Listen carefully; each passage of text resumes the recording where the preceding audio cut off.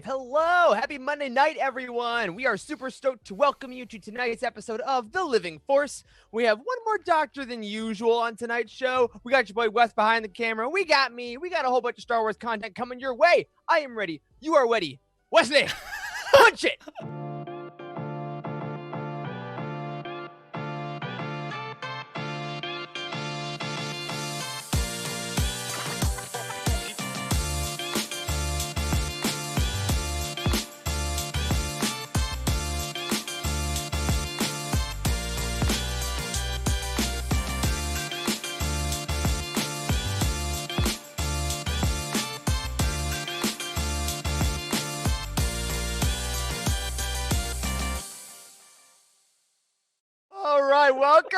Welcome to The Living Force. I am the wettiest podcast host that has ever been. I am Eric Eilerson. Hey, what's up, everybody? I am joined tonight, as always, by the doctors. We have Dr. Corey Helton. Hey, buddy. What's up? Do I have mic audio this week? I see it there. Look What's up? up? It's a miracle. It is. We have you. We also have the other doctor, Dr. Charles Henkel. What's up, buddy? Hello there, guys. Charles. I'm so ready for this. Charles Henkel. Charles Henkel. Oh, I'm with your bit. I'm done with this. I don't like this bit. Wes, what's up? You're here too. What's going on, everybody? Hope you all enjoyed Utini game night last week with my alter ego. That was fantastic. Oh my gosh. I'm still not So much recovered fun. from the glory that was. That was That was an fantastic. incredible time. It was so good. And we are going to be talking more about that later in tonight's show. But I want to start off with a little bit of news for y'all. First of all, wow, you know what? Welcome to the chat. Welcome to everyone hanging out this Monday night on The Living Force. If you are new, we're so happy to have you. You have found one of the most positive, inclusive fan communities in the Star Wars universe. We are part of utini.com, where you can find reviews, book guides, articles, all kinds of great stuff. You got to check out Utini for everything that is going on in the Star Wars expanded universe. Today, we are going to be talking about the Dr. Aphra audio drama later on in the show. Do a little mini roundtable about it. Charles said he wasn't going to do prompts. He was going to take time off. But Charles, you lied, did you not? I lied. I do it on occasion. Sorry for being prepared. You know what? I'm not sorry for you being prepared because we are lucky you're here, and we'll hit those in a little bit. But before we do, a little bit of news on the Star Wars front. It wasn't a huge week for Star Wars. That being said, by the time this episode comes out on Friday for everyone, it will be in the midst of what should have been Star Wars Celebration. So who knows what's happening as of right now? Do you guys think we're going to get any announcements this week later on? It's a good question. Maybe. Yes. Charles, you seem to say yes. I think so. They had to have had things planned for it, right? Yeah. I mean, I guess so. I mean, I would hope so.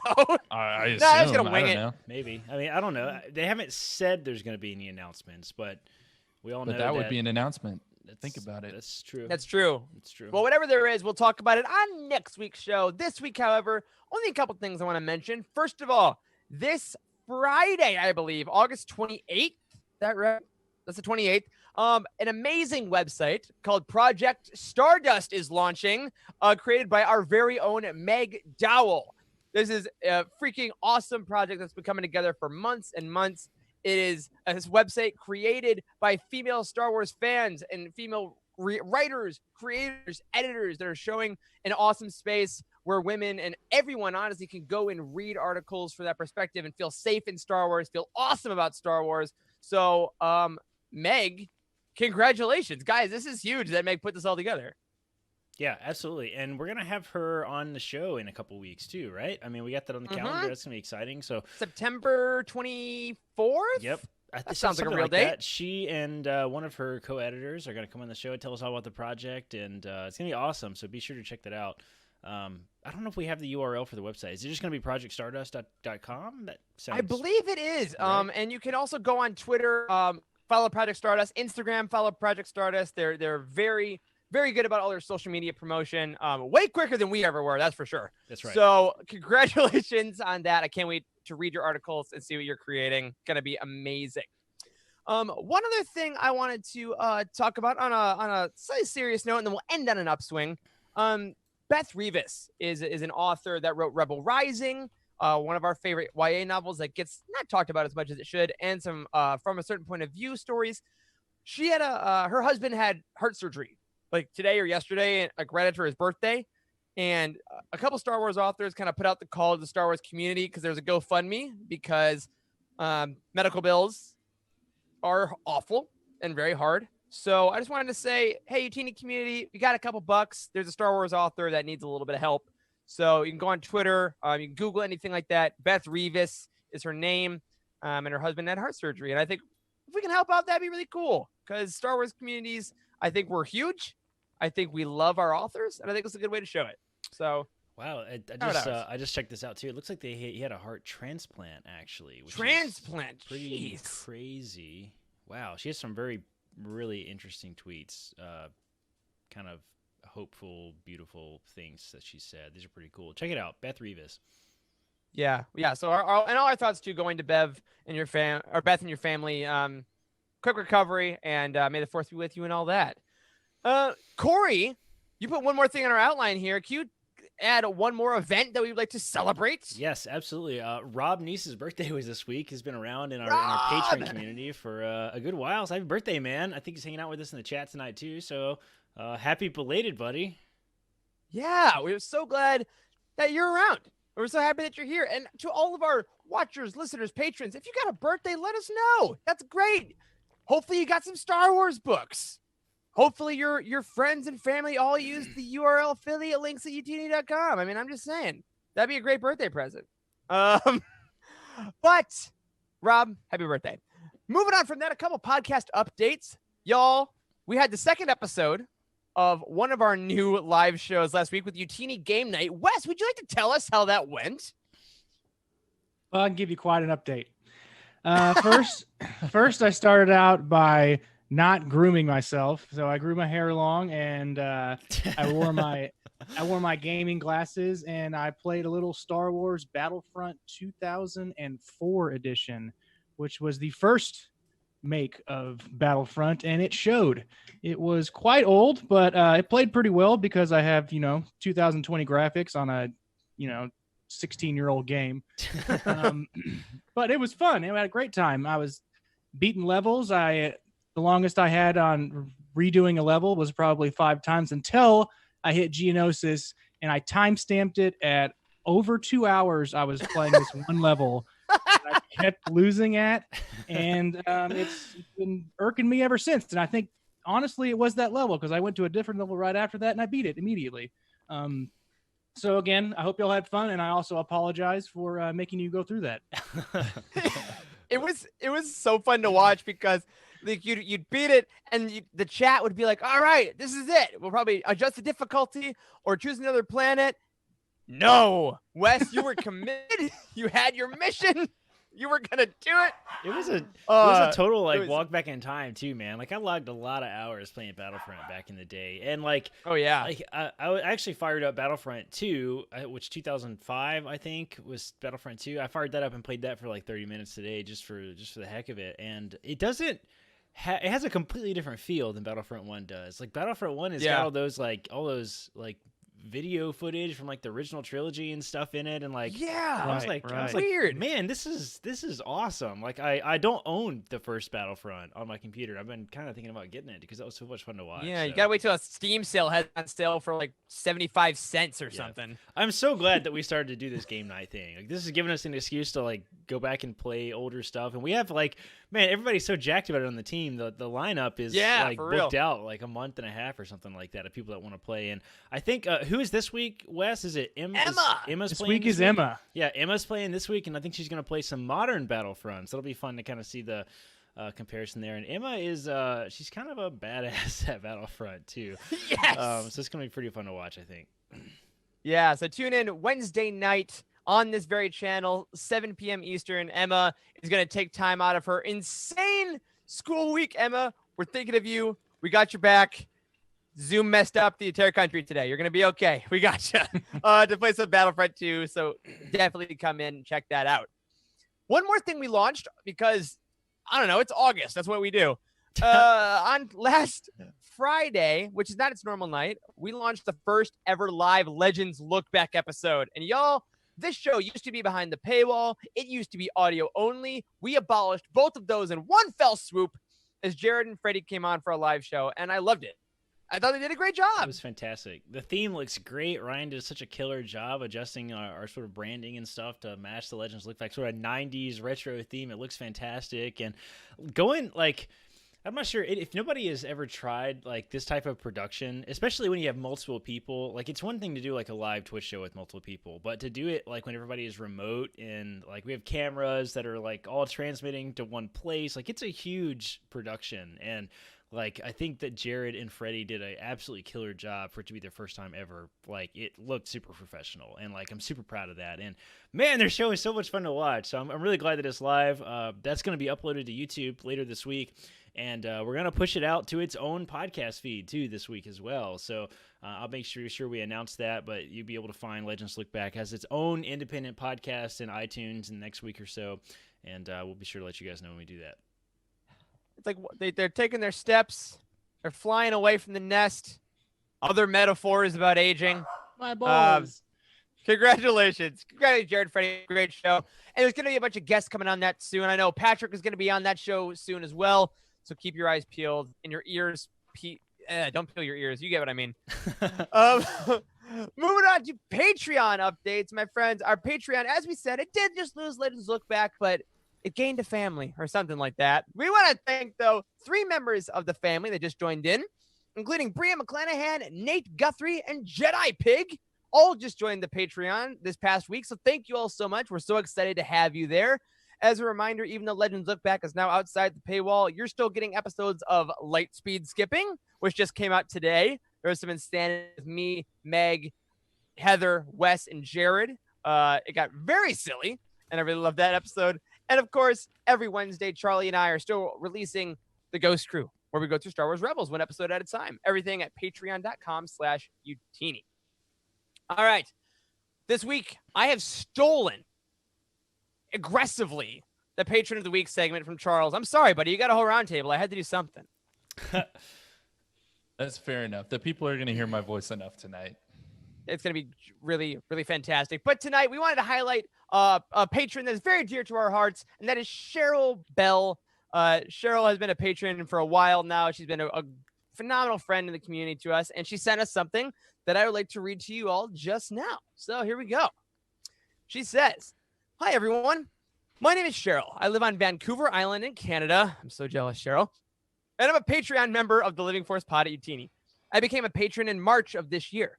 My Star Wars journey is a long one, so I'm actually going to try to condense it as best I can. Star Wars has basically always been a part of my life. I was born the year before Return of the Jedi came out, so I grew up watching the original trilogy with my family on VHS. Yes, OG. Nice.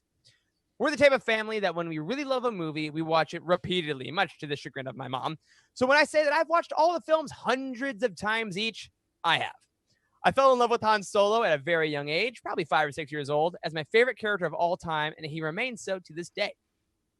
Liking Star Wars wasn't cool when I was a kid. I didn't really have anyone to share it with. I didn't go around telling people I loved Star Wars the same way I didn't tell many people I was a huge Michael Jackson fan in the mid-90s. I remember when the prequels came out, I was super excited and in full-blown Star Wars mode at the time. 98, 99 was also around the time that I discovered Star Wars Insider magazines as well as the books. I luckily managed to pick up Heir to the Empire as one of my first reads, and I was hooked on Timothy Zahn's trilogy. I absolutely adored the characters he introduced. I also loved how he wrote Han. I was always thinking, yeah, this is totally something Han would say or do. And he finally wrote my shipping of Luke and Mara into existence in his book, Vision of the Future. I was very happy. And then Star Wars sort of faded for me for a bit. I stopped reading the books. There were no new movies. Life happens. It does. And then one day, I heard Disney bought the franchise and did away with all those EU stories, which at first upset me. But then I thought about it, and it totally made sense they had to do it. And then came the sequel trilogy. I was so freaking excited and was back to having Star Wars more regularly in my life again. I watched The Last Jedi 8 times in the theater. It's hard saying, Cheryl. I fell in love with the new characters, especially Ben Solo. So then we come to my discovery of Star Wars podcasts. I started a new job in September of 2019, and where I work, we're allowed to listen to whatever we want. That is when I discovered Spotify for the first time, and after listening to music for a couple months, I had the epiphany of realizing, hey, I could listen to Star Wars soundtracks. So I plugged Star Wars into the search bar, and lo and behold, I saw the greatest single discovery in my history of fandom since the books. Star Wars podcasts. Mind blown. So I started listening to podcasts for a few weeks after The Mandalorian started. The first podcast I ever listened to and completely chose at random was Friends of the Force by the lovely Brad Whipple. On one of his From a Certain Point of View episodes, he had Eric on as a guest. Eric talked about his website called Utini that helped people get into the EU. It was then that I was reminded about Star Wars books and was like, maybe I should start reading Star Wars books again. I also remembered how daunting the Star Wars EU timeline could be. So I decided I was going to go check out this Living Force podcast that Eric was a part of. I absolutely loved listening to Eric, Corey, Charles, and Wes. Their humor, the way they bounced off one another, Eric's amazing hosting ability, and the total laugh out loud, off the rail moments were what made me absolutely love the pod. I remember when I got the Discord invite when joining Patreon, and most importantly, I remember how I felt when I was introduced myself in the introductions channel and the overwhelming response I got from so many warm and welcoming people. Never underestimate the importance of that channel, guys, because this was a huge moment for me. The Discord and the live chats with the Utini team and its community has meant so much to me, and I'm never going to be able to thank you all enough for that. To have friends to talk to and geek out with about Star Wars has been something that I've always wanted, but never had. Well, Cheryl, you do, and we are so freaking happy to have you. That was beautiful. Thank you. Yeah, that was absolutely. great. Cheryl's been around for a long time. She's been like kind of one of our absolutely more loyal folks that we've had in our Patreon. It's always fun to hang out with her. She's at our we do Aftermath. It's like a little get together post show kind of hangout for the Inquisitorious tier and up on Patreon, and she's like always there. And Cheryl, we've absolutely loved having you in our community. You're a ton of fun. I'm super glad to be able to honor you as the patron of the week this week. Absolutely. All right, last couple things before we're going to hit a quick ad break and then come back to Charles for Aphra Talk. Book news and book releases, everyone. We are about to go into a busy couple of weeks. We have a couple of books I have next to me right here. This week, tomorrow, August 25th, we have the Clone Wars, Stories of Light and Dark being released. And then next week, we have Thrawn Ascendancy, Chaos Rising. September 1st. This is going to be a big one. I can guarantee it. Then we have a little bit of a break. November 10th, From a Certain Point of View, Empire Strikes Back, and Alphabet Squadron, Victory's Price, March 2nd, 2021. And of course, the High Republic is in the middle of all that as well. I would encourage you guys, if you want something to read in the break between Thrawn and From a Certain Point of View, you can go on to Utini, find some Legends books, find some canon you need to catch up on, or pick some Star Wars authors, go find their other books they're writing and support them that way. Oh, all right. With that, everyone, we're going to take a really quick break. You're going to see a little thing about game night, and then we're going to come back and talk about Dr. Aphra, the audio drama. See you in a sec. Doing them drugs, them adrenal drugs.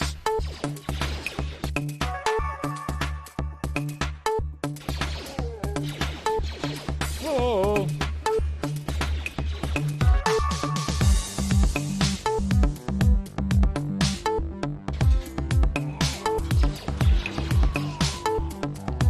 That was a much better can.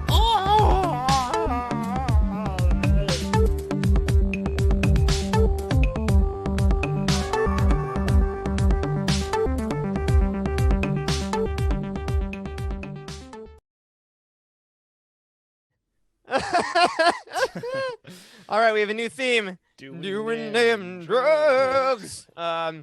Great stuff. Oh, that ad made me very happy. Also, looking in the chat real quick, Cheryl is driving home. Drive safe. All right, Charles. I hope you are hyped up enough from that Utini Game Night ad to talk about Dr. Aphra. Are you up for the challenge, man? Ready, man. I've used my adrenal stems. And I'm ready to hop into this conversation. Let's go. About Dr. Aphra. So, guys, we're going to start with a quick plot synopsis like we normally do.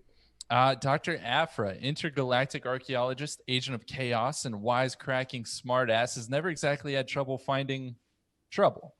But when the infamous Darth Vader enters her life, her usual level of havoc is amplified. With newfound droid companions 000 and BT-1, Aphra is given a new mission, secretly working for Vader to help consolidate his power, strike back at the fledgling rebellion, and uncover secrets from the past. Despite their working partnership, Emperor Palpatine suspects that something is amiss, and Dr. Aphra soon learns that some secrets are best left unearthed. So, gentlemen, rate this audio drama from a 1 to 10, but don't say just why yet. Eric, what do you got? Okay. It's been a while since I reviewed this one, so I legit don't remember what I put on the site. So that's fun. I'm going to say 8.4.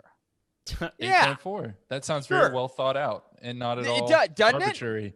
All right. Yeah. 8.4. Corey, what Sorry. do you got? So I always try to do my book reviews in context, right? Like of like all the other books that we've reviewed before, and like always pull up the UT reading order page on the website because someone did work and research. Cool. That's right, and I'm definitely not browsing the site and just trying to stall so I can look at the numbers. Yeah, so like looking at kind of the ranges of stuff that I have here, I think I'm gonna give this one a 7.5. Okay. All right. All right. Wes, what do you think, man? Well, I did listen to it all the way through, and I chunked it up a couple bits. I'm going to say 7.2. 7.2. I All like right. it. Charles, what about you, man? I think these are all good answers, and I'm kind of right around there with y'all. I'm gonna say a 7.3. You said it, but I'm kind of right. Those are good, but I'm right. Eric, you always grossly overshoot all of our scores. What are you talking about? No, I only grossly shoot them if I like them a lot. The end. I'm getting All right, better. well, you know what? He's got about an hour to defend his answer, right? I do. That's right. So let's jump right in because this is just a one-parter, guys. We're gonna kind of fly through this one. Let's do it. But to kind of open up, obviously this audio drama told a story that had already really been told in the comics. So how do you feel about taking a story that's really already been done and retelling it in a new format? I think it's a really cool idea. I think that there is the risk you can run about not being quite original, but the way Sarah Kuhn wrote it, I think it showed, this can be a different experience. Like, even if I knew some of the plot points, I think it was a really cool way to illustrate the differences between all storytelling and visual comic storytelling. I like that as an experiment. Yeah, I would totally agree with that. Like, I definitely think that Dr. Aphra is like a worthy enough character to have that done to. I think it is particularly a good idea in this particular case because Dr. Aphra is a comic character, and we all know that the comic characters are a little more skipped over, I think, by a large part of the community. So, having a comic character brought to life in a different medium, I think is really, really cool. So I'm all about it. I would love to see this done with other comics, actually. Like the Vader comic would be pretty cool to kind of see adapted into maybe a novel or to other stuff. I like retellings of stories. Like, comics are very unique in their ability to tell a story. So I was a big fan when they announced this, that they were going from a comic to audiobook. Well, audio drama. Yeah, I totally agree. I mean, I think that really you're just going to bring more people in on these characters and more people in on these stories because not everyone reads comics. We know that. Not everyone listens to audio dramas or reads the books either. And we know that. But kind of the more different mediums that you use, the higher chance that these characters kind of become, part of the mainstream. So now, did you both read all of the Associated Comics before you came to this project? I think I did. I'm pretty sure. At least some of them. Yeah, I think honestly it might have been when they were coming out though, so it had been a long enough time that I didn't remember every beat. But right. I definitely read Vader Down. I definitely read all the Vader comics as they were coming out. I didn't always read all the Aphra books herself, but those really weren't featured here. So yeah. As I'm talking about it, yeah, I totally did. I think I might have. I'm kind of with Eric. I can't remember if I've read them. Like, you guys know, I don't read comics kind of as they come out or digital or anything. But like, I do have a whole bunch of the hardcovers back there. Actually, right wherever that light is shining on the wall is kind of where. Actually, there might be Aphra next to my head that you can see. I can't tell if it is or not. Anyway, I've read the hardcover Aphra, but I don't know if all of Aphra is contained in that hardcover. I cannot remember. Like, we're working on this part of the Utini site right now, where we like break down like what comics are in what graphic novels and in what hardcovers and that sort of thing. And I cannot remember if the Dr. Aphra hardcover contains all of the single issues. I think it contains most of them, and I have read that. It's been a long time. Right. Well, then, so as people who are at least familiar with the character before ever coming to this project, how did you feel about Emily Wu Zeller's depiction of Aphra? Was it spot on for you? Did it translate well, like from the character that you knew in the panels to the audio format, or was it a little over the top? Like, how did you feel about the performance? I think it definitely took some getting used to. Mhm. Like, it's over the top. Yes, absolutely, it's over the top. But like that's kind of how Aphra is in the comics, and like I found myself asking the question a lot that we ask when we're talking about like Marvel movies, right? Is like, do comic characters, when you translate them into something else, like live action, for example, like you have to be cognizant that they are comic characters, right? Like Sure. Spider-Man has been done a whole bunch of times, and like Tom Holland kind of captures, I think, Spider-Man better than most other people do, and because he gets kind of both the wittiness and so comic characters have like certain characteristics. I think that you have to sort of overact to get them out, and I think that was sort of what happened. It did take some getting used to, though, for sure. It bothered me for a little bit, but I got used to it. Yeah, I think for me, honestly, Emily Wu Zeller's performance made me like the character even more than I ever had in comics before. To be honest, I think that her like theatricality she had in her voice performance, I think really helped. 'Cause to your point, Corey, like it's a little much, and I think to me, I read that as a theatrical choice. And, yeah, and I did too. Yeah. But like, given my performance background, like I gave into that a little easier just because of what Sure. I've read and things like that. Which is like, again, each their own. And I think that helped me get in quickly. And I think that Wu Zeller, just with the levels she went through from highs to lows, really got me invested in the audio. Because I think when you're looking at something, right, you can follow along a little easier. What even if it's static art, you can follow like a character's literal movement or their ideas. And she had to do literally everything with her voice. And I think she did it super effectively. And I super dug it. Yeah. I really liked her a lot. And she's, because of her, I'd probably honestly rather hear another Aphra audio drama than maybe just like read an Aphra comic straight up. Yeah, I would totally agree with that, and that's really a way to put it. Like to look at it as a theatrical choice. I think I sort of fell into that. It took me a little longer to kind of get into that, but like you can't get away from the fact that audio dramas are unique, and like we don't really know exactly what to expect with Star Wars audio dramas because we only have 2 now, right? So I certainly was able to keep a super open mind about the performance. Jose in the chat actually just asked an interesting question. He said, was I okay with the first-person storytelling? Because everybody knows that I'm not a big fan of I, Jedi, and that book is like the only Star Wars book that's first-person. And I didn't mind it at all, actually. And I think it was because of the context in which it was told. Like, it was like it's like Lando doing his little recording or whatever, like in the Solo film. So I didn't mind it at all, actually.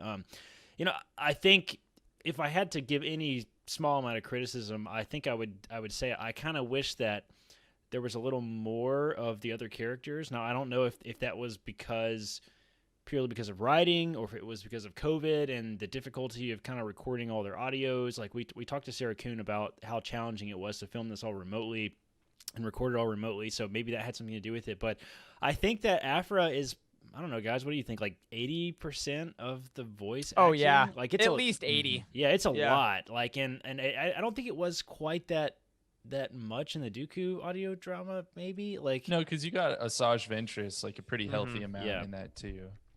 Right. So like I did notice that, and I was like, well, I mean, I kind of hate that we got this really cool new format of an audio drama, and we're not getting a lot of other characters, or at least a lot of screen time for other characters. But, that's kind of the medium of a comic being told in this format. So, I can get behind it. Yeah, I mean, for what it's worth, I think that Emily Wu Zeller did a great job, right? I think that she was true to Aphra, because Aphra is that larger than life character that you're mentioning, Corey. And so I think that, did she feel a little bit over the top? The answer is yes for me as well. Like there was a sort of a buy-in process, but once I was bought in, I was all about it and I really enjoyed it. And I think she did a great job. Wes, what about you, man? Did you find, what are your sort of thoughts on kind of her character, like the amount of voice acting she had, like were you like super used to it immediately? Did you take some getting used to? I guess it took some getting used to, but I kind of liked it, and the fact that they've been talking about before I had listened to it. They've been talking about the like the Lando TV series, and then they're always talking about having it be from the Lando Calrissian Chronicles or something like that. So I was like, this is kind of the same thing. But I didn't read any of the comics beforehand, so it was all new to me. So I mean, it might have taken some getting used to, but not long. I kind of liked it. Yeah, sure. Yeah, and now both of y'all have mentioned the Calrissian Chronicles that we saw in Solo: A Star Wars Story, and there were a few different similarities, I think, between this project and that, even though we just got a very small amount of it in that movie. Obviously it's first person, it's that person talking about their adventures, but I think even more notably is that there's an unreliable narrator, right? I mean, at one point in this story, Aphra even says the phrase, "You shouldn't even trust me to tell my own story," right? That's right. So what do you think that introduces, in stories in general, and then specifically with Aphra? And I mean, do you like that? Oh man, I thought that was like the most rad choice of this whole project for me. Like I loved the fact that, every so often she would stop and be like, "Yeah, delete that," and then so it's like, cool. So I'm listening to this. What has she deleted that I haven't heard? Like I think that little bit of, we're only getting her perspective. She's only giving us what she wants, which made those little moments where she would get really honest and really vulnerable from time to time, like really impactful. So I loved that choice, and I thought it was honestly really brave though, because that could have gone horribly bad. Yeah, it could. And I think it worked. And like it allowed for some kind of interesting creative storytelling too, like the whole that little heist bit, right, where she like went back and said the what was the Wookiee character's name? I can never remember his name. Black Chrysanthemum. Yeah, Black Chrysanthemum. Like when she introduced him and was like, "Oh yeah, I left out that little detail that like he was all involved in this plot," and like that was really cool creative storytelling. I think that we were able to sort of get, and I think that also sort of ties into my answer of like why I didn't really mind the first person storytelling, is because it was done so uniquely. I think that it didn't feel jarring at all. Yeah, absolutely. So I mean, I agree, guys. I think it was a great choice, and I think it played particularly well with this character because she is that scoundrel. She is unreliable inherently, I think. So yeah, that was a lot of fun. But I want to get to one of the hard-hitting questions that I have here in my prompts. In chapter 6, Aphra thinks to herself, does Darth Vader eat tea and cookies? Does Darth Vader eat, period? And I think that's a great question. What is Darth Vader's favorite food? Go. That is a very good question. I've often wondered, how has that been addressed anywhere in the expanded universe? Like, surely we're not the first people to ask this question of like... No, guys, it's easy. Darth Vader's favorite food is vengeance, I think. And that's all. Like the new Batman trailer? Yeah. It's Vader, yeah. I was going to say spaghetti, but yeah, vengeance. Vengeance and spaghetti, they go very well together. But I think that's a great point, though, because like I feel like in Plagueis, doesn't he like not eat for 3 years or something because the dark side is feeding him, and like Bane doesn't like. They always go to the dark side, probably like sustains people. So I don't know. That's funny. Okay, well, I was just curious, something that I thought we needed to get to, but let's talk more about the story in this audio drama, because even though it was adapted from all of these comics, there was some new story in this project. And we actually talked to Sarah Kuhn about this a lot. So go listen to the interview if you haven't heard that yet. But the bulk of that new material really came from this romantic relationship between Dr. Aphra and Sana Starros. So what were y'all's thoughts on getting an LGBTQ woman of color as the protagonist of one of Star Wars's first forays into canon audio dramas? Like this is pretty cutting edge stuff, right? Like not just the audio drama format for Star Wars, but the choice of the leading role.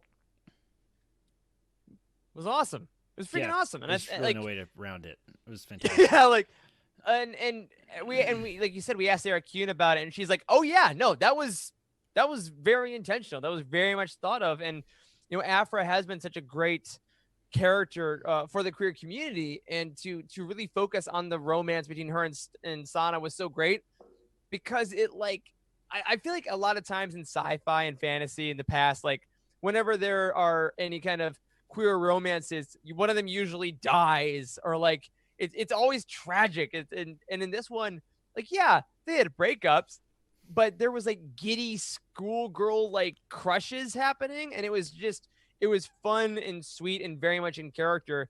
And it didn't jump out as like what a weird thing or like they're really forcing it. Like it was just a romance part of the book, and I thought it was handled super well. I also thought the way she talks about Sana is like, well, yeah, she's. How could you not just fall off of whatever ledge you were holding on to whenever she walks around? Yeah. But yeah, I think it.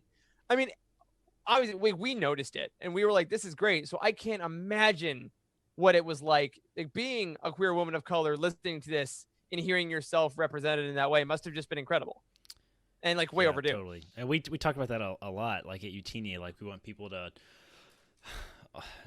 I want people to feel like Star Wars is for them. I want it to be a universe they can escape to. I want them to feel like they could be the superhero in the story, right? And like the more representation I think we get in Star Wars, the easier that becomes. Like people can see this, and you know, this is easy for a couple of white guys talking about Star Wars to say because like, you know, Star Wars has always been full of white guys, right? Like, so it's cool to see.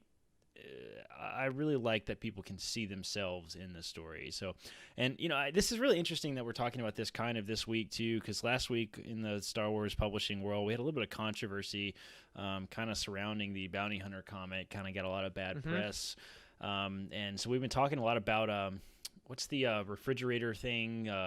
Women in refrigerators Women trope. in refrigerators trope. Yeah, so super interesting. You can look this up. It's on Wikipedia, actually, women in refrigerators.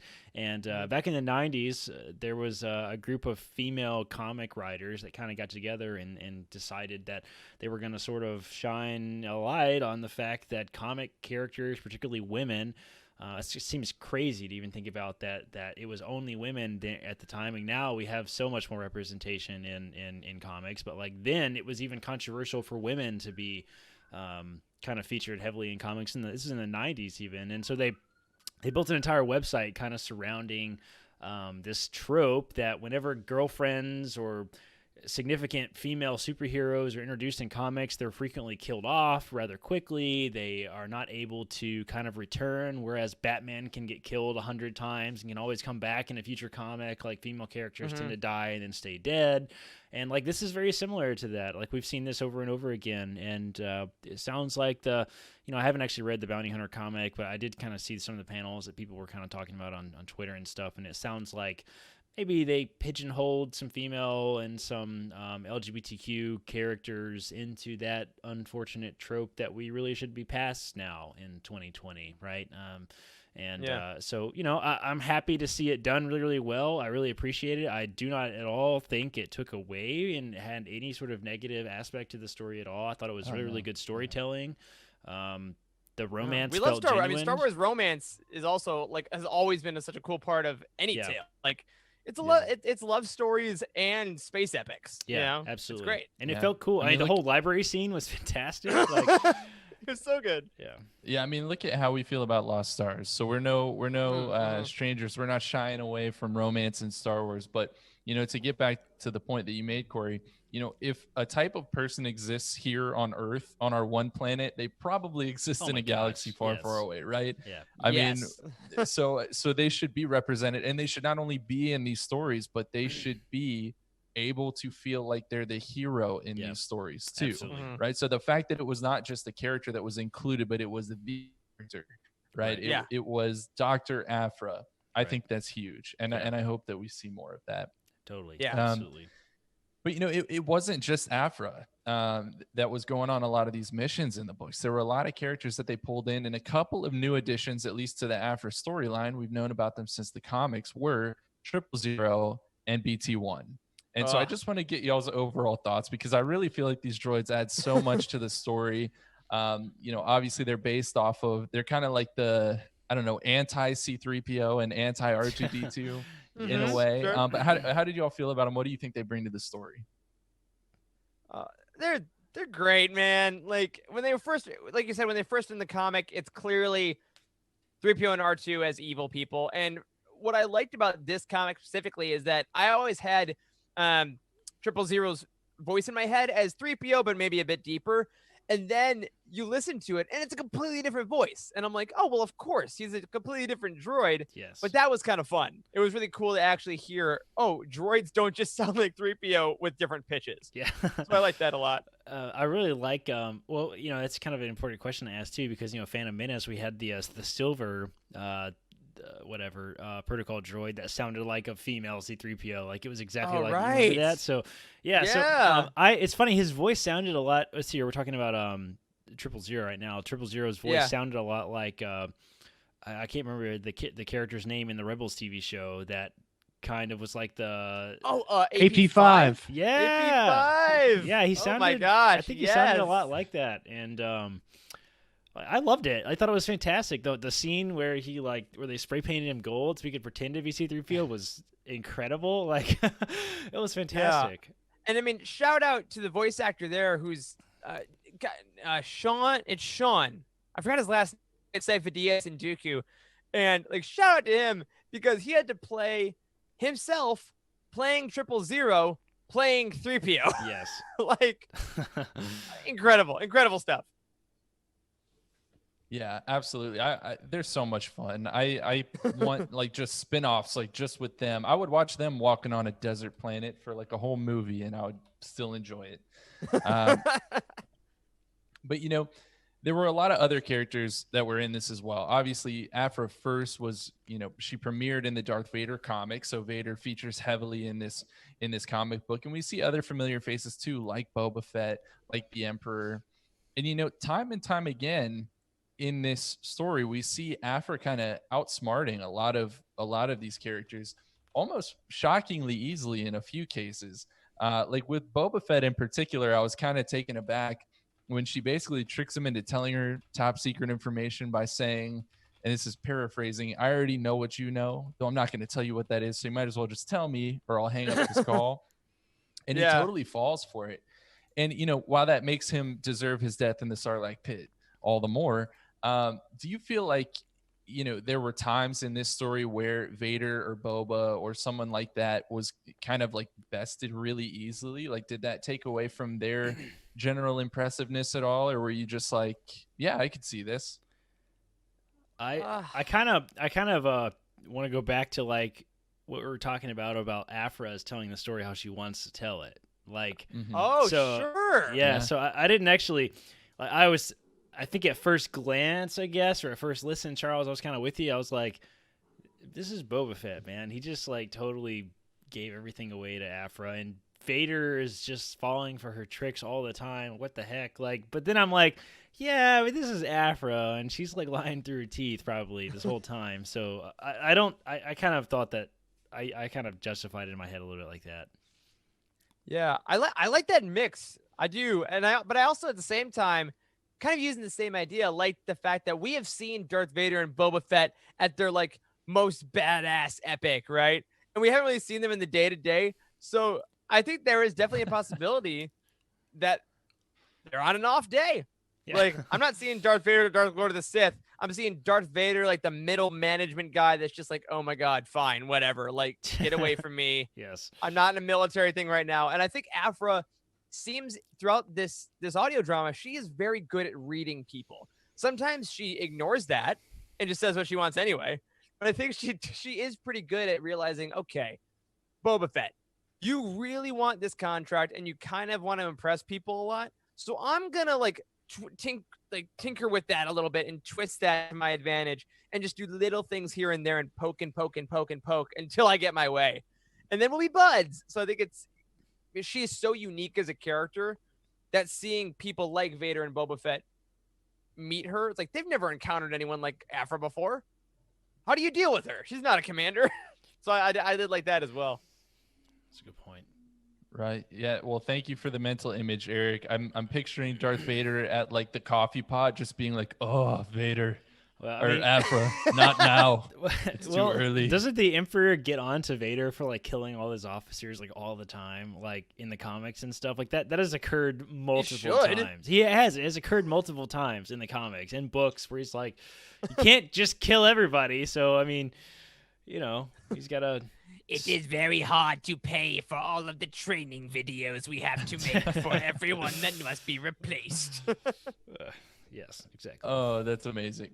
Yeah. Can you imagine the onboarding process after the destruction of the first Death Star? Like, holy crap! Like, Oh my God. they had to lose like 30% of it, more than that, like 50% of the military or something like that with the destruction of the first Death Star. Like, that would have been terrible. Yeah. Hey Where is he everyone, going? welcome to day 1 of Empire Training. We realize that you're here because we all got slaughtered by a single missile. You are going to make another giant death weapon moon base. Please get your uniforms here. Remember, everyone, synergy. We're a team. And the coffee costs after the first cup. Please. That's kind of what happened, though, Nick. right? Like in Lost Yeah. Stars, they accelerated everybody's Yes. rank. Oh, that's right. Yeah, because Sienna, like, that's what they were saying, like, to backstab her, like, oh, you just rose because of the Death Star. Yeah, exactly. She's like, actually, I'm right. really good at this. That's right. Yeah, this is not that far fetched. But you know, Aphra, I think there was a kind of depiction of Vader in this story, and I love what you were saying, Corey, about how, you know, maybe it's because she is that unreliable narrator, and I didn't connect those dots, so I like that idea. But Vader in particular, I think, gets a little bit shown up in this story in a way that we haven't seen since Thrawn Alliances, you know, by the Grand Yeah. Admiral himself. And we get these moments of Vader being like really stoic and private, and then he shares super intimate information that Aphra even says specifically is, quote, way above her pay grade. Like, he'll just like mutter something about like Padme out of nowhere, and then it'll be like vital information. Did that seem out of character to you, or was it you just fell back on the same thing? Like, I don't know, that Aphra is kind of making some of this up as she goes along. You know, I actually really liked the small vulnerability with Vader, because I think Vader is a unique character in that he is definitely, you know, like part man, part machine, right? Like, and I think these scenes are definitely the man Vader and not the machine, right? And we know that he has a soft spot for Luke in the movies, even. Like, I mean, Yeah. Luke is able to turn in from the dark side at the very end, Mhm. and you know, we're starting to get a little bit more really cool content surrounding Padme in the comics now too, right? So Vader still definitely has a soft spot for Padme, and it's not all just evil dark side, right? Like, we can't forget that that's what drove him to this anyway, right? So I didn't think it. I thought I felt a little bit out of character that he would just like mutter stuff, but also he's sort of like. I think he just is expecting to just kill Aphra whenever he's done with her at some point. Yeah. Dude, So yeah. maybe Yeah, that well, he I- just doesn't really care that she knows a little bit more, perhaps. I think that's Vader's MO. Like, I think that maybe he mutters that stuff all the time. Yeah. And, like, if you say anything, you're just going to die. Yeah. So don't. And also, Like, you know, maybe, like, hear what also Vader he's, said? Dude, shut up. that's right. Yeah. I didn't hear anything. I don't know what you're talking about. No, but I mean, Go back to your sorry. console, Carl. Like, come on. Yeah, there's also the whole fact that like he is actively having Aphra like work on some of this stuff for him too, right? Like she's Yeah. involved in tracking down Skywalker. So, you know, I think it kind of fits in a lot of ways. Yeah. Yeah, Yeah. I don't mind it. I like it. I think it's fun. And again, I'm a sucker for vulnerable moments for powerful people. Like, it's very sweet when you see the evil guy be like, "But what if I wasn't mad all the time? Like, I just want to be a real boy." And it's like, "Aw, buddy." Well, I agree with Eric because maybe he does that all the time. It's just not talked about because the whole reason that he's Vader is because of Padme, right? That's right. The whole reason he Yeah, turned himself that way is because he was in love with his wife and he wanted her to live, and he choked her, man. I mean, ugh. Right. Exactly. And then his best friend, you know, lied about it. Yeah, I mean, this is also Wait, you told me she. Wait a minute. Palpatine? That's not the truth. I don't know. I want that scene. He shouldn't have killed him so quick. Charles, I think this idea too of like nobody talking about Vader is actually something that we can legitimately talk about, because I think this is similar. This is like a similar trope to like I'm sure you've worked with these type of people before, Charles, like a super angry surgeon that has like a really, really bad temper, and just nobody acknowledges it at all. Like they just lose their absolute mind in the operating room, and they'll throw shit and like yell in people's faces, and everybody just acts like it's just a regular part of the environment. And that is absolutely like not acceptable in any way. And thank God we're like moving away from that sort of like era in medicine, but it definitely still happens. Like I've seen some pretty awful stuff, and just nobody talks about it. Like maybe in hush corners over lunch, like, whoa, did you see that Dr. Smith, man? Like I thought he was gonna choke her to death in the operating room, right? like, but that's it. Like nobody ever talks about it openly. So it's like the undercover boss sketch with Kylo Ren. Yeah, yes, It really is. yes, totally is. Perfect example. Where's my muffin, Matt? Oh man. Yeah, no, it's a good parallel, and I sincerely hope that literally everyone on the Death Star knows all of Vader's deepest, darkest secrets, and he just thinks that nobody knows. Oh my god! Okay, sorry to go off the rails again. So, do you remember the robot chicken skit where they're speaking of onboarding? They're training everybody to pretend to be choked by Vader. Do you remember that? And they're like this guy's standing up in front of all these officers. He's like, "All right, everyone, now remember, we have to pretend that Vader can choke us to death. He thinks that he can do it. So whenever he gets really mad at you, he's gonna hold up his hand, and he has somebody demonstrating, and he's like, you pretend to choke, you fall, two people come, they take you away, we pretend that you're dead, we give you a disguise, you resume your duties." And the guy comes back, and he's like, "Charles over here has been choked 12 times. He's got like a mullet and a hat and like glasses and a mustache," and it's fantastic. Amazing. Yes, one day we will get around to just commenting on all of the Robot Chicken and Family Guy specials. Yes. That has to happen. Hey, we quote them too Patreon often. goals. We do have a night of the opera coming up. Actually, That would be a lot of fun. We're gonna watch a whole bunch of Mandalorian leading up to the new season, but I don't know. Robot Chicken might be a good contender. We'll see.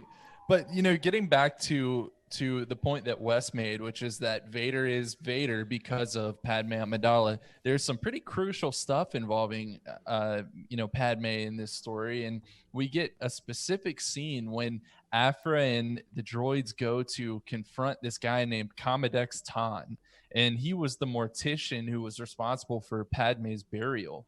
And Padme basically tells Ton, in a recording that we get to hear, that she's about to go out on a mission that she might not return from. And so I guess Ton may be the last person to actually hear from Padme before she went to Mustafar. And beyond that, she ends up revealing she's pregnant. She asked Ton to assist in keeping the child safe if need be, because they don't do prenatal ultrasounds in a galaxy far, far away, and they don't know there are two until they're in the birthing suite. Ultimately, Ton divulges that Padme had a son before she died. He tells Aphra this and says that he was taken away.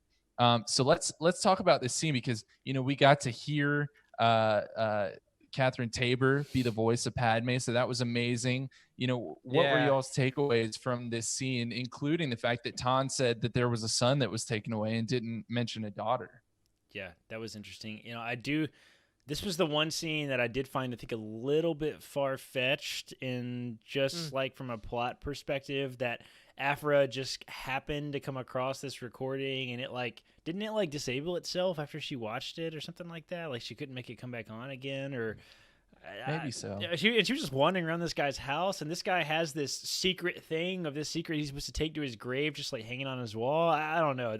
I found it a little bit much for me. I like the idea that like she was able to tell him, but I'm not crazy about the idea of just the way that Aphra stumbled on it. So I don't know. Yeah, I'm kind of like I'm in a similar boat of like, was it hard to believe that they just found that? Yeah, probably. But I'm also admittedly such a freaking sucker for the Padme mythos. This is honestly a rather new thing, probably in the last 2 years, since Padme has been coming into the EU so much. But anything involving the secret birth of the twins and all that stuff, I am oh yeah, I am here for it. So whenever that came on, I'm like, ooh, Naboo things? Great. That sounds cool. But I do find it interesting that it's the boy then the girl, or they only hear about the son, because Luke is born first, I guess, technically, but by like a second. So does that mean that whatever person was watching the security recording of this like secret one is like, all Show's right, over. Luke, pause, done, he had a son, and then you just run out and like, dude, finish the recording. You're about to see the sequel, man. Yeah, that's a good point. That's a good point. I mean, I feel like it might have been a little bit better if maybe instead of like saying that like they knew that there was a son, like maybe that they found the medical records or something like that. Like you say, Charles, prenatal ultrasounds. Now, you and I both know that like it is plausible, like even with modern medicine, to miss a twin gestation. That is possible, right? I mean, we do have that happen. In fact, it's actually kind of hard. I've done this before. It's pretty hard to find both heartbeats. Makes you real nervous when you're trying to find those heartbeats. And mom's like, "Is there two of them?" I'm like, "Oh yeah, I'm sure. Just let me find it." It's always pretty nerve wracking, and it's pretty challenging to find both of them. So, maybe they just missed that she was pregnant with twins, and I don't know. Maybe if they would have found the medical records, it would have been a little more plausible, I suppose. But yeah, and maybe there aren't medical records because that Speculum Hands robot definitely can't type on a keyboard. Ooh, absolutely. Maybe the keys are enormous, they're like this big, like, and this is like kung kung kung kung kung kung. That's how they type. This is maybe the craziest tangent we've ever gotten onto on a roundtable. I'm just gonna throw that out. And to address Juliana in the chat, being like, "Is this really only one roundtable?" Well, we'll find out. Yeah, I know. I really want to try. Myself. I want to try to deliver a baby with nothing but speculums. I want to see if I can do it. Patreon goal. My wife in the other room goes, "What are you talking about?" If we hit $100,000 a month, Corey will deliver your baby with speculums. There you go. Notice how Corey's going to do this while his malpractice insurance is covered by his residency program. That is absolutely correct. Absolutely correct. Anyways, getting back to the story, though, Aphra is, in a lot of ways, she's both a hero and a villain. And she does some really questionable things in this story. Thinking back to Tan, again, she orders the torture and the murder of him. And I'm curious, does that affect how you view her character? Like, did that make you think any less of her? Or were you like, well, that's Aphra, that's her being a scoundrel? Yeah. A little bit. The second one. Yeah. Okay. A little bit. I think she sells it pretty well. Like the fact that she's so morally gray. I think she sells it pretty well. Like, I don't know. I did find myself rooting both for and against Aphra during the story, which is interesting. Mm-hmm. Yeah, which I think is also like how it was written. I think it was written very well that way. Like, we always get that these people are scoundrels, but also they'll never swear or hit a baby, or like everyone's like, "Oh, I'm a gambler in Nar Shaddaa, but I always follow the stoplights." Like, Aphra's like, "No, I am a scoundrel. I do a lot of illegal stuff, and sometimes, yeah, I'm gonna join whichever side is winning." And she's pretty frank about it. So I think because the rules are set up in that way, whenever she does that stuff, I'm like, "Oh yeah, that makes sense." And I still feel for her when the emotional like downfalls hit, because she told me who she was. Yeah, it's like, oops, I gotta kill this bus full of children. Oh well, I guess it's just part of the mission. I told you I was a children bus killer. You just didn't listen. That's right.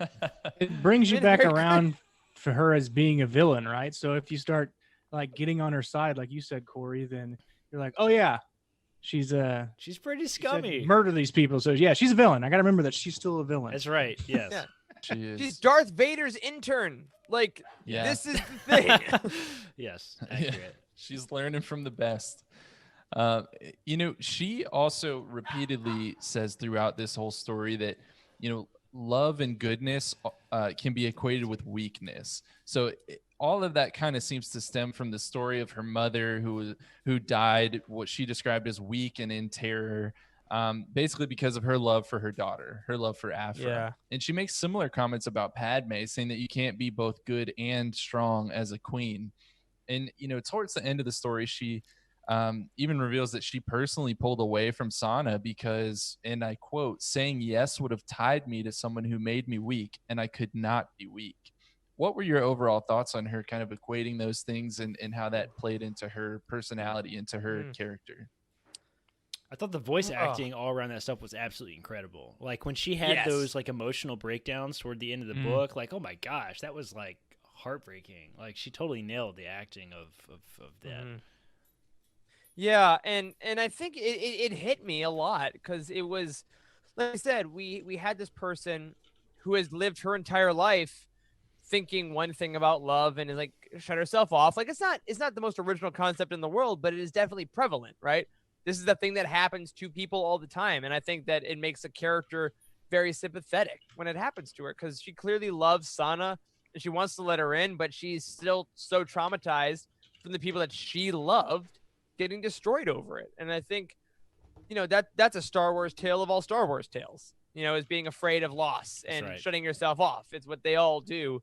So I think it really made her even more of a relatable character by the end, to the point where, like you were saying on the last point, yeah, she's done some terrible things, but I get it. She is so afraid of loss, and the only way to prevent loss is to not form attachments. So That's right. I really loved it. And yeah, you're right, Corey. Emily Wu Zeller is, her and Sarah Kuhn together with those words and that acting, really incredible pairing. Yeah, it was incredible. Yeah. Yeah, it's a great combo. Weirdly enough, if someone had listened to this project and not read the comics, there were some really big moments that were left out, like Chewbacca versus Black Chrysanthemum. That was a fight that happened in the Vader Down series.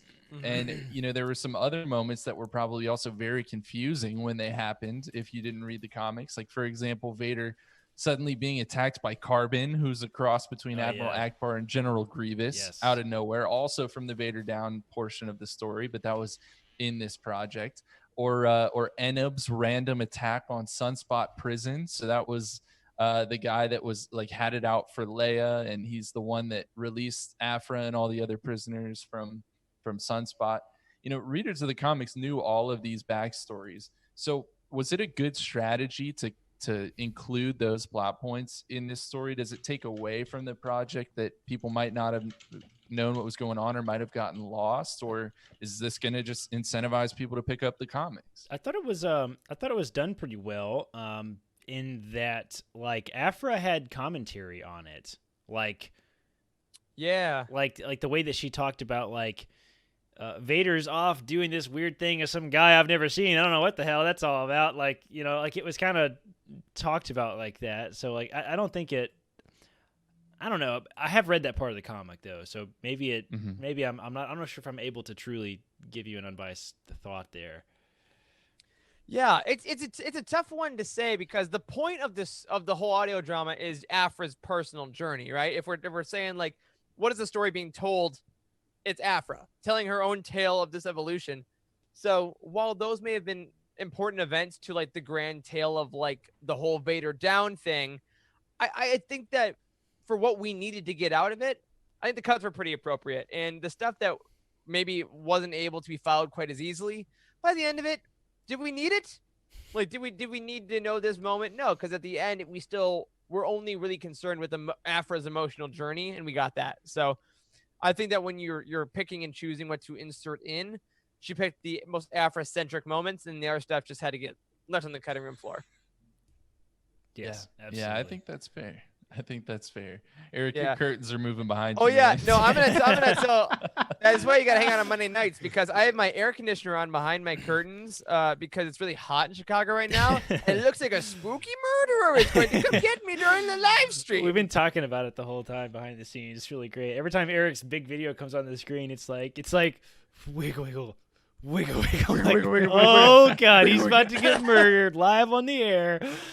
Oh man. Fantastic. All right, y'all. Last question before we jump onto Easter eggs. Could this story, do you think, be evidence that Aphra is about to become a part of the larger story? Like, was this an effort maybe to make more fans aware of the character before she shows up in a TV series or in a film? That's a great question. Or is this a strategy they might use in the future? That's a really good question. I have a short answer to this, so I want to jump in. Then Corey, I want to hear what you have to say, and Wes. But like, I think that she already is in a way, and why I say that is because she's like the first comic book character in quite a long time, at least in the canon, that got her own Black Series figure. Good She point. got her 2 runs of her own self-titled comic book after showing up in Vader. She's a Like- playable character in the Outer Rim board game. I played as her last Right. week. Yeah, I don't know if you guys That's did awesome. that, but yeah. So I'd say that I think my answer to that is that she already is. And I think Yeah. that she is the character more than any that showed the legitimacy of the comics on the same level as the books. I think the TV shows and the films are still, they're always going to be a little higher purely because of viewership and like the time you have to put into them. Like it takes a lot less dedication to read, to watch a movie than to read a book or a comic. But I think Aphra's there. This is like announcing her arrival. I think she's a pretty fitting character. All right, to answer your question, like Charles, do we think that they're prepping her? Maybe I don't think they think that far ahead. Quite frankly, That also is true. yes, but I think that she's certainly a fitting enough character to make it on screen in some capacity. Like Sure. Emily Wu Zeller, let's go. Yeah, absolutely. Like put her in a single episode of The Mandalorian. That show is like perfect for that sort of storytelling medium, right? Like there's rumors they're gonna put Ahsoka in it, or some crap, right? So like I don't know if you heard, guys. There's a leak that we're in it. I swear You I know heard that too. Guys, leak confirmed. Everyone you know is actually in the We're in the Mandalorian right now. What is happening? This is an episode of the Mandalorian. Leaks confirmed. Yes, absolutely. Nice. Absolutely. Notoriety. I don't Well, know. how about she turns up in a new series of Rebels? Could that work? Because Ooh. we have our good guys, right? We've always had our good guys, Yeah. and some of the bad guys turned into good guys. But how about we got a main bad guy, an Aphra? That's true. Oh, I actually like that a that'd lot. be fun. You know, yeah, and I put think her in that- animation. That'd be an No, easy way to introduce her too. And Yeah. we do talk about that certain stories work pretty well in certain mediums, and a lot of times it's hard to get animation to live action. It's oftentimes hard to get comics to audio dramas. Maybe comic to animation wouldn't be such a hard jump, perhaps. Right. Yeah. Oh my God. Yeah. Put Aphra in the next animated show. Yeah. I would love that. All about it. Yeah, I think we're going to be seeing more of Aphra, whether it's a movie, TV show, another audio drama, who knows? But there's more Aphra on the way. Yep. And we'll all be happy to see it. But y'all, it's time to jump into some Easter eggs. There really aren't too many because when it comes to audiobooks, I do not have quite the attention for detail that I do for when I'm reading the actual page. But let's go You ahead do a and run great through 'em. job, Charles. I don't Charles care what anyone says says. that Do what I as can. I'm looking at literally a page and a half of Easter eggs. So okay. No, it's not. It's not Stop that much. looking. Yeah, Corey, what are you doing, All right, man? backing up. So to open it up, Aphra actually opens the book by stating that she has more lives than a Tuca cat. So again, we get the Tuca cat. It's the most common. That was weirdly very good. Thank you. Have you very been much. practicing in the mirror every I morning? live with 2 Tuca cats, so I think that's what it is. That is fair. Yeah, but this is like still the most used reference I think in canon since Disney's taken over. It's the Tuca cat. Bless it. We learn that Maz Kanata is the one that's chasing after Aphra at the beginning of the story to try to get back the stolen antique stealth micro droid dust, which say that 5 times fast. But you know, those micro droids were in the comics, but we never knew that it was Maz that was chasing her. So that was a new addition. Always love Maz. Yes. She should show up, honestly, like in every story. I think I Yeah. would not be surprised. Like even a rumbling of Maz Kanata. Let's do it. I'm with you, and offering to do weird drugs with Poe Dameron like she did in Resistance Reborn. Droidicas chase Aphra when she steals 000's personality matrix, so it's always fun to see those from the prequels. Oh, there are those droidicas. Exactly. Oh. Exactly. Droid In chapter 5, Aphra is talking about Vader, and she says, Lord Vader, as in the one and only Darth Vader? I thought he was a myth, a boogeyman parents used to get their unruly younglings to behave. And maybe it wasn't, but it felt to me like it was a reference to George Mann's work, which, you know, is meant to be in universe. So it was kind of cool that like we get a reference to Vader as a boogeyman, and we have this in universe story of Vader as That's a a boogeyman. good point. Right? I like it. Yeah. I like that a lot.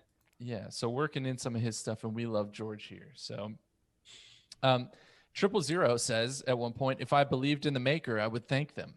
And that's definitely a reference to C-3PO's famous line of "Thank the Maker." Let's see here. So Aphra's father is named Corin. I just want to throw that out there. Get out. Silence. It is not spelled the same way, so don't get too excited, y'all. But it is definitely Corin. We learn a little bit about Corin, like that he's researching Jedi artifacts, specifically those of the Knights of the Ordo Aspectu, and that storyline plays out fully in the Aphra comics. So if that sounded cool to you, go and pick those up. Those get real trippy. There's like a They sentient do. force fungus, just if you haven't read it. Yes. Mm. Everyone There's should your go teaser. and read that. In chapter 14, Vader references Boba Fett losing a fight against Luke Skywalker on Tatooine, and Aphra is like, what is he talking about? And that is a scene from the Star Wars mainline comic, so you'll need to go and pick that up as well. I remember Also- I remember stopping the recording and was like, that he didn't even fight him in episode 4. What is he talking about? Yeah, I had to go see? look it up. Yeah. And It's then a you cool found fight. it. Yeah, they fight. I think it's in old Ben's old hut too. Yes, if I'm it not is. mistaken. Yeah. So also in chapter 14, Aphra learns Luke's full name, and she states, "Hey, was that a first name to go with that last name I've never heard of?" But this is kind of a little bit of a walk back, because George Lucas has said many times over the years that the reason that Vader couldn't find his son with his own name on the planet in which he was raised was because Skywalker was apparently the equivalent of like Johnson in a galaxy far, far away. And she was just like, Skywalker, what the heck is that? I've never heard of that. But anyways, Okay, George. All right, buddy. I know, right? Love you. Okay. Sure. Now, in chapter 17, a bouncer in the bar tells Black Chrysanthemum and the crew that, and I quote, "Your kind aren't welcome here." So it was just like woo her in A New Hope. Classic. And then Black Rudeness. Chrysanthemum proceeds to get in a pit fight and rips off his opponent's arms, as Wookiees tend to do. Yes! But what was pretty messed up is his opponent was a Wookiee. So he ripped off a Wookiee's arms. That's hard. It is That's hard. terrible. That was gruesome. That is terrible. That was a gruesome Yeah. scene. The sound was, effects actually. alone. Yes, I remember that. Yeah, a lot of bone and sinew. But anyways, 000 states at one point that he hopes to be coated in a precious metal. So that's definitely a callback to C-3PO as well. That's right. In chapter 30, Vader references Inspector Thanos. And I was so hyped because he is like the greatest character of all time. He's basically Sherlock Holmes in space. If y'all have not read these, he literally has mutton chops. Like he is just Wait, fantastic. what? I've never heard of this person. Thanos? I've Like- never heard of this. Yes. either. The Thanos snap? Yes. What are you talking about? Tell us more. Like I am inedible? Y'all Like- know this character, right? Is this from Clone Wars? No. That No. kid, not that Dude, guy. Is oh he? my god. No, he's not from the Clone Wars. He's only from the comics, only from the Vader comics. I have no recollection of this guy whatsoever. All right. Well, I have read the Vader comics. How am I not remembering this guy? you know who this character is then. What's his name? Inspector Thanos. Inspector Thanoth. Thanos. Yes. Thanos. I do not remember this He has guy. He looks mutton really chops. He literally has Dang. a, what do you call a monocle? He has a monocle. cool. The monocle. He's pretty fantastic. So if you don't know who he is, Wow. that was a great name drop. He really is one of my favorite like comic characters like Here ever. he is. So I have him pulled yes, up. there he is. He looks like Very looks- muttony. he looks awesome. Nobody's like he's super smart. Actually, he really is exactly like Sherlock Holmes in space. Like that is the best Interesting. way to describe him. That's really He- cool. He figures Larceny stuff is out. the least of the great crimes. Mark my words, we'll have tidied this away within the day. Exactly. Yeah, Exactly. it's great. All right. So moving on from him, but go look him up. Aphra actually repairs the Millennium Falcon in this story because she's hoping to use it for herself. But that means that when we first see the Falcon in Empire Strikes Back, that it had actually been worked on recently by Aphra. And so that's just a really cool connection for next time that you're Interesting. watching the movies. Love that. Yes. So now Catherine Tabor, I already mentioned, returned as the voice of Padme in the recorded message. So that was great. We've already talked about Carbon and Eneb being characters who came back from the comics. Aphra at one point says to the Emperor, "The apprentice has become," and then the Emperor cuts her off and says, "You will regret finishing that sentence." But of course, that's a reference to Vader's, "When I met you, I was but the learner. Now I am the master." Now I am the master. Exactly. And now Dig it. let's go ahead and end this out the most fitting way that I think we could, which is with 000's best quotes. So I have a couple here. Oh, yes, Oh, please. fantastic.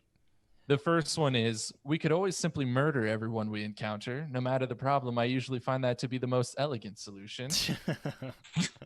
Marvelous. As do I. Then he says about Luke, we could just kill Skywalker, Mistress Aphra. In my experience, most organics are pretty much interchangeable. Bring Lord Vader a couple more yellow-haired ones to make up for the loss. He'll get over it. Jeez. Yeah. Yikes, my guy. Oh, give me that scene where they just bring like 5 imposter Lukes to Vader, and he's like, How "What? about this What one?" is this? Who is responsible?" I don't like that. Please no. About BT, he says, "Look at him go. Wanton destruction really brings out his playful side, doesn't it? It's always nice to see someone who's passionate about what they do." And then finally, we get, "Hello, Captain Solo. I'm quite looking forward to torturing you later." So, Fantastic. Such a good character. love In his love uplifting 000. voice. Yeah, Yes, because he is looking forward to it. Truly. He really is. He is joyfully evil. And guys, that's how we'll leave it. So again, not as many as we normally have, but still plenty of Easter eggs in this story. So let's just go back around and re-rate the audio drama on a 1 to 10 like we normally do. Give me any final thoughts you have, and then we'll wrap this up. So Eric, I came to you first. Let's hear what you have to say. All right. I started today at an 8.4. I'm just going to round it out. I'm making an even 8.5. Let's be simple about it. I had a really good time with this. I really enjoyed it. I think it flew by as I was listening. I really like the Aphra character a lot more listening to this than I did just reading the comics. And I think Sarah Kuhn's adaptation skills are great. And I hope she gets to write more audio dramas if she wants, books if she wants. And overall, I want Emily Wu Zeller now in Star Wars animation, like yesterday. Yeah, 8.5, had a blast. Okay, so you actually went up. Corey, what do I you did. think? 0.1. I'm sticking to my hard 7.5. I really enjoyed. Coward! I really enjoyed the book. I think that it was a lot of fun to listen to. I'm super into the new audio drama format. Like, I hope we get a whole bunch more of these. These are awesome. I did find Aphra to be a little bit over the top at times. Like that sort of took me out of the story just a little bit. But like, I definitely don't think it took away from the story like as a whole. So, I liked it. It was good. I mean, that still falls into the on utini.com. That's the good category. Like, I think above an 8 is a very good. So like 7.5 to 8 is like good. And I think that's a it was good. It was good. Good. It's good. Good. It's good. Yeah. All right, Not Wes, to what be do you confused with fine. It wasn't fine. It was good. I get I it. don't know why I'm saying it all loud and squeaky like that. It was good. All right, Wes, what do you think? I'm sticking with my 7.2. I'm a big proponent for the score and the themes from the score that are in the movies. And in this particular audio drama, I think they had like Luke and Leia's theme, and they also had Anakin and Padme's theme play, just like for not random characters, but for characters that shouldn't deserve those That's spots a of good the point. score. I actually noticed that too. Yeah. And Hey, that sorry kinda- to interrupt you, Wes. Eddie Yeah. Play is 455 just followed us. Appreciate So that. thank you for the Twitch follow. Oh, yeah, nice. Yeah. Thank you. Yeah. I nice. did notice that too. It was weird, Wes. Like something about I'm not sure why they just dropped in random sort of audio tracks in there. Like kind of like they inopportune felt they had times. to have those in there. Yeah, Like it they was had odd. to. Yeah, but they had like. You know any what? way You're can right. fit it in. 6. Make it a 6. Throw it out. That's kind of one of the reasons I didn't rate it as high. But I like the story. But again, this was brand new to me. I haven't read any of the comics, so Yeah. it was fun. It was fun to listen to. I hope we get more. Yeah, me too. Yeah. I keep it going. agree. Eric really, I think he's twisted my arm. He's made a really good case for this project, and so I'm gonna go from my 7.3 up to a 7.4, begrudgingly. You're a One. hero. My final comments. You're a true more hero, Aphra. Charles. Yes, I know. My final comments: more Aphra, more life. That's it for this roundtable. That's right. Love Also, just to kind of round that out, I was just looking on the site too, and it looks like our final review of Aphra too. I just lost it. There it is. Our final review of Aphra is an 8.0, and that's very good. So it's got a it's got a 7 for plot, an 8.7 for character, 7.7 for originality, 8.0 for writing, and 8.7 for entertainment. So actually, I think on average the team liked it. The review team, particularly, who are more educated and more interesting than Charles, Wes, or myself. Absolutely. Eric is on the review team, so I don't know what happened. I don't know what could happen there. The team liked it a lot. Very good. Not fun. So an excellent roundtable, guys. I had a good time with that. And again, if you're listening and you'd listen to Dr. Aphra, head over to utini.com on the book profile, leave your star review. I mean, if everyone who listened to this episode rated the Aphra audio drama, that'd be insane. It'd be a lot. But please do. We'd love to hear what you think of it. And any other book you've read, of course, over at Utini. And a reminder, next week, or maybe an announcement. I guess it's not a reminder because that's in the past. An announcement for the future. We'll be talking about Clone Wars, Stories of Light and Dark, and Dark Legends next week. We're combining the two in like an anthology show. Are you guys excited about that? Charles, Corey, Wes? An anthology show? Are you stoked? I'm more nervous than excited because I haven't read either. So I knew it. That's why I asked you. Yes, I'm gonna blow through them this week for sure. I'm on vacation this week, guys. Oh my God! That's yes. awesome. Yep. So I'm gonna Congrats. Great. Yeah, I'm looking forward to it. We've gone, but it's basically a stress test for me, I think. So let's condense things for a project down into one episode, and now let's just put multiple things in one episode. That's fine. I'm fine. We're all fine here now. We're all fine. It's gonna be great. Well, until then, my friends, that is gonna do it for this week's episode of The Living Force.